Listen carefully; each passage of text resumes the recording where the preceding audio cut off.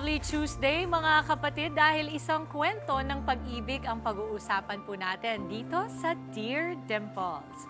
Basahin po muna natin ang letter sender na nanghihingi ng payo sa atin today. Ang sulat po ay mula kay Katrina Chavez. Ang sabi niya, Dear Dimples, my name is Katrina Chavez, 36 years old at currently employed sa isang call center company as operations manager. NBSB or no boyfriend since birth ako. Inuna ko talaga ang career at makatulong sa pamilya.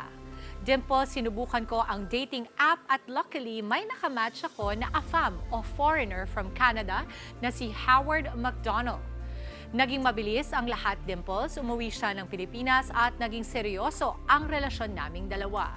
Nag-propose na si Howard sa akin para magpakasal sa Canada, kaso kapalit nito ang paglipat ko abroad at iwanan ang maganda kong career sa Pilipinas. Nanghihinayang ako, Dimple, sa mga pinaghirapan ko, pero ayoko rin namang i-let go si Howard.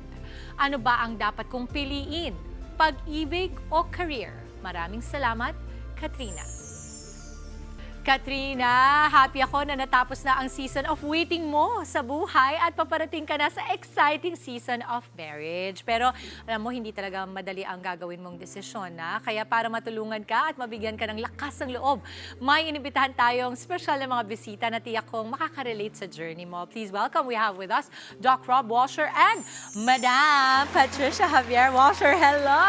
Good morning, kapatid! Good morning, Good Doc morning. Rob. Good morning, Ate Patricia. Yes. So lovely to have you here this morning. At nakita nyo naman, di ba si Katrina, meron siyang pinagdadaanan na pwede nyo siyang matulungan. No? Una, paano ba muna kayo nagkakilala? Kasi si Katrina at si Howard nagkakilala sa dating app. Kayo din ba?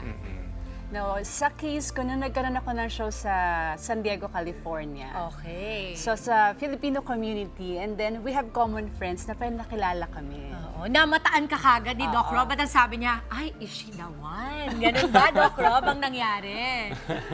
So what happened? When I met her, of course, I was attracted. She's so maganda, but so mabait. So, I fell in love with Patricia Salaob. She's so maganda, Salaob.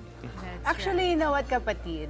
Sa akin naman, nung nakita ko si Doc Rob, nakita ko blue eyes, syempre. Sabi ko, Wow, ganda! Di ba? Sabi ko, magiging maganda mga anak ko dito. Parang gano'n kagad naisip ko, di ba?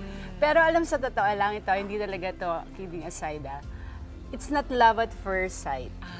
It's love at first crack. Oo, kasi krinak niya yung back mo. Yeah. Oo. Okay, so ibig sabihin, hindi naging mabilis talaga para sa inyong dalawa, no? Kumbaga, kasi ito sobrang bilis nung kanila. Sa inyo, hindi ganun kabilis. Ano pa yung mga challenges nyo at that time? Was it the distance? Oh, yeah. Was it the Of course. cultural differences? May ganun ba?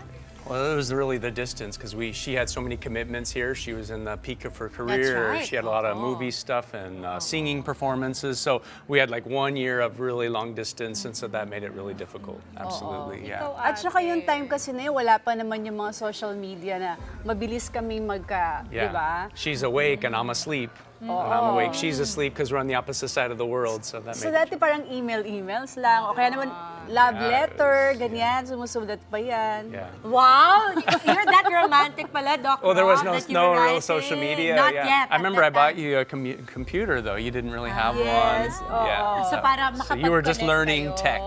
Yeah. Because this was early 2000s. And of course, Doc Rob, ikaw sinasabi mo na si Ate Patricia at the time was at the peak of her career, no? Yeah. At prime talaga niya.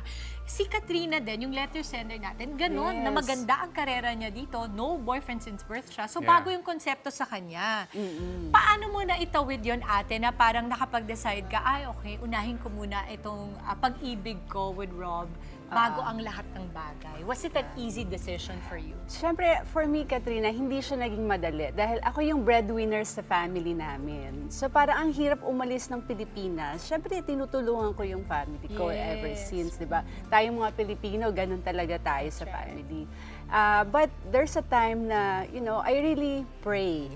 Yun yung pinaka-ano ko na, nagdasal ako, sabi ko, Lord, ito na ba talaga? Ganon. Kasi syempre, parang hirap, makaalis nga, di ba? Unang-una, family, career. Tapos, alam mo, sa totoo lang, ito yung pinaka-the best decision na ginawa ko sa buhay ko. Doc Rob, how do you feel about that? O sabi ni Ate Well, Patricia, it's the best decision daw. Well, I mean, I hope so. I mean, obviously, it's a big decision. She gave up her career to go to That's America right. for 13 years, and so it was obviously a very difficult decision for her. So, Doc Rob and Ate Patricia, kasi ang struggle ngayon or kinakaharap ni Katrina, ating letter sender, ay syempre, maninirahan siya sa ibang bansa. At foreigner, siya ang foreigner doon, kumbaga, di ba? Ikaw, Filipina ka, living in a foreign country, ano yung mga naging challenges mo at paano mo yun nalampasan? So siguro sa akin, naging medyo mas madali in a way na, kasi si Doc Rob, he really take care of me. So parang just make it sure kung sasama ka sa isang foreigner na titira ka sa ibang bansa, alam mo yung sasamahan mo, naaalagaan ka talaga. That's right. Upang maging niya. madali. Oo, siguraduhin niya na talagang mahal na mahal siya, na talagang ibibigay lahat para sa kanya. Yan. Pero siguro sa akin yung challenges ko doon, syempre, iba yung way of life nila doon na kailangan i-embrace ko talaga. Katulad nung hindi ako masyado kumakain ng rice doon. Oo, kasi wala That's a big masyadong adjustment. Not rice, as much, diba? yeah. Oo.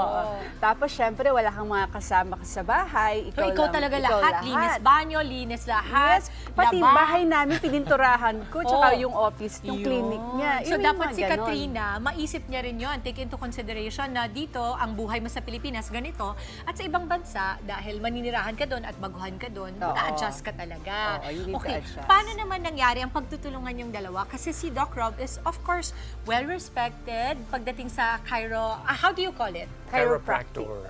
I'm a chiropractor. Yes. Yeah, Okay, chiropractor. so because you practice that, Doc Rob, in the States and also here now in the Philippines, paano kayo nagtulungan dalawa? Siyempre yung una, nung nasa US kami, si Doc Rob, siya yung nag-work as a chiropractor doon. Siya yung nagkiklinik. Ako naman nasa bahay, di ba? Yun yung team namin.